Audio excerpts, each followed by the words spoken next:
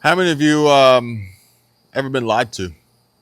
How many of you know anyone who you would consider to be just a known liar? Okay. Let me know in the comments if you fall into either one of these categories. I don't think I'm alone here, or at least I hope not.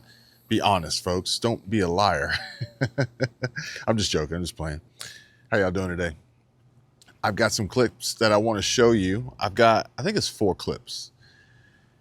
Two of which involve and include Elon Musk and some South African racism, some reverse racism or regular racism since it's Africa. I'm not really sure how this works. We got a little bit of Marco Rubio in there as well, advocating on behalf of a strong immigration system, anti-racism, but merit-based. The logic here seems to be fleeting or perhaps was never there to begin with. Either way, we will conclude with the view and a little bit of talk about Joe Biden, some Megyn Kelly and Jake Tapper. The consistent theme here, though, is that they're fucking liars. like, like when you watch this, when you see this, you're gonna understand what I mean by this. But the worst part about it all is that at the end of the day, when it's all said and done, when their lies have been proven to be, exactly what they are, untrue, or their wrongdoing has been brought to everyone's attention, they won't apologize. They won't admit to having fucked up. They dodge and dance and skirt around it, or the worst part about it all is they'll say, that never happened. And then you have someone like Megyn Kelly roll the tape. Oh, I mean, if this was a court and we were the jury, the judge, yeah, they would be found guilty, and then they would be sentenced and charged, and whatever consequences or punishment would be, just for their actions and behaviors or inactions. Because I think Jake Tapper, and you're going to see here in just a moment, trying to defend the idea that Joe Biden had overcome a stutter, I think is equally as obnoxious as them now coming out saying he has cancer. Because this was hidden. Cancer was hidden. Cognitive decline was hidden. All these ailments were hidden. The one that was presented was the one he overcame, for which now I have to assume they lied about that too. And he never had a stutter. They just wanted to create some form of likability and relatability for small, young kids to look up to Joe Biden and say he overcame a stutter and he's president of the United States of America. Think about that. That could be you. You stuttering. Anyway, I'm not making fun of people with stutters. But for them to bring that up, perhaps maybe he never had a stutter, is, I think, along the same lines as them trying to hide the real issues and the real problems, and then, last ditch effort. We need a distraction from over here. Quick, throw a Biden bomb over there. He's got cancer. Look, look over there. He's got cancer. Oh man! But I'm gonna show you guys the clips. Within this, you'll see a panel on MSNBC, I believe, or CBS. I can't remember. They all run together. They all seem equally as horrible as the next. But then they talk about the age in which you should be testing for these types of cancers and things like that, and the cost of it. Oh my God, it was too expensive to test. It was too expensive to test. Give me a freaking break. You know how much money they spend? You know how much they have stolen from so many in our government? Like, you telling me that they couldn't afford to test? Are you serious? But besides all that, I want you guys to take good care of yourself and your own personal health. If you are of the age or qualify for Medicare and are on or will soon be, make sure you reach out to Chapter, our partner, link down below. Give them a call. I'm going to put it up on the screen so you can see it. 270-467-2426.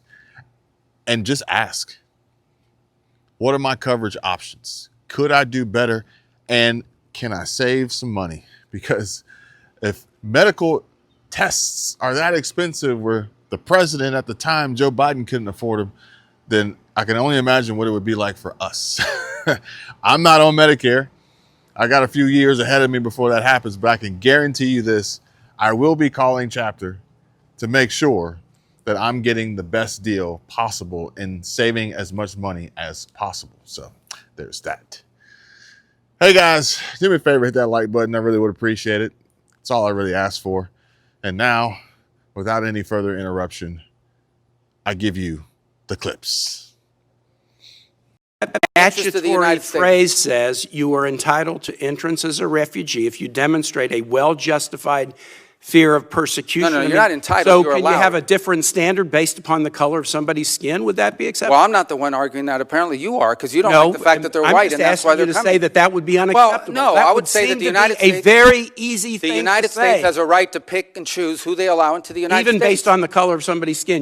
You're the one that's talking about the color of their skin, not me. These are people whose farms were being burned down and they were killed because of the color of their skin. Well, you've demonstrated enough, because you think anyone should be allowed into this country for any reason because they met a certain criteria. Who has said that? We are going to prioritize people that come into our country on the basis of what's in the interest of this country. That's a small number of people that are coming. But you said this weekend that there would be more. But in other cases, it's harder to vet. In other cases, it's more difficult. And by the way, the United States admits people every year. 1 million people come to this country every year legally. 1 million and people now a year come to this there country is legally. One group of people that have an easy pass into this country. For the first time, this administration has said Afrikaners get an easy pass and refugee programs for the remainder of the world are shut off. And you can't say to the American public that we should apply this statute in an even-handed way. No, I think it should be applied in a way. No, you shouldn't be shocked. It should be applied in the national interest of the United States. Our immigration policy should be based on the national interest of the United States. Period. End of story. If there is a subset of people that are easier to vet,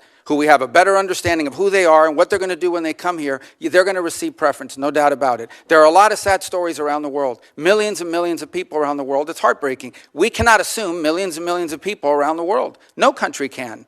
So you have to have a process of deciding who do you prioritize, who do you allow in. We do it all the time. We do it in our immigration system now under our current laws. Unfortunately, it's primarily based on family connection and not on what they're going to contribute to the society from a merit standpoint. That should be changed, but that'll require statutory changes. But the bottom line is, this notion that somehow we have to accept anyone who wants to come to the United States is absurd. No country in the world has an immigration policy like that. And no one is arguing that we should. I yield back, Mr. Chair. Thank you very much. Not otherwise. And so now I'm in this absurd situation where I was born in South Africa but cannot get a license to operate in Starlink because I'm not black. Well, it looks like that's about looks like that's about to change. I just asked you a question. Please answer. Does that seem right to you? Well, those rules were designed to bring yes or no? Those rules were designed to bring about an era of more economic equality in South Africa, and it looks like the government has found a way around those rules for you. I asked you a question. This is your interview. Everyone wants to hear from you. I asked you a question. Yes or no? Not Racist for me. Laws, yes or no? Not for me to answer. I have got a question for you about your government work, though, and the amount of savings. Why do you like racist laws? This is not for me to answer. Come on. Yes, it is. Now, you wouldn't be trying to dodge a question. You have to ask a question. I answer my question. No, you answer my trust issue with there has always been a mass trust issue because politicians, media, nobody does what they're supposed to do. Now, I say, for me, listen, he's 83, so he's a little stumbly, he's a little rumbly. I can't point to anything that he's done as that he did. No, but he's been running for his next 4 years. But I'm saying, I want, not you, but I want somebody to tell me, well, when did you know it was bad? If you knew, why did you wait? Yeah. So can I answer that, Can I get in for a second? He said that it was after he moderated the debate. Yes, but that's not, I'm sorry, baby. That's not what I'm talking about. I'm talking about if you're telling me that hundreds of people knew that he was not able to do his job, then where the hell was everybody? He did his job. Thought it took a while to do that. Wouldn't he be getting regular checkups. Yeah, so it depends on the kind of cancer you're talking about here. We do know it's quite aggressive again. So the time in which it would take to spread to the bones is going to be shorter than with a less aggressive cancer. And he's 82.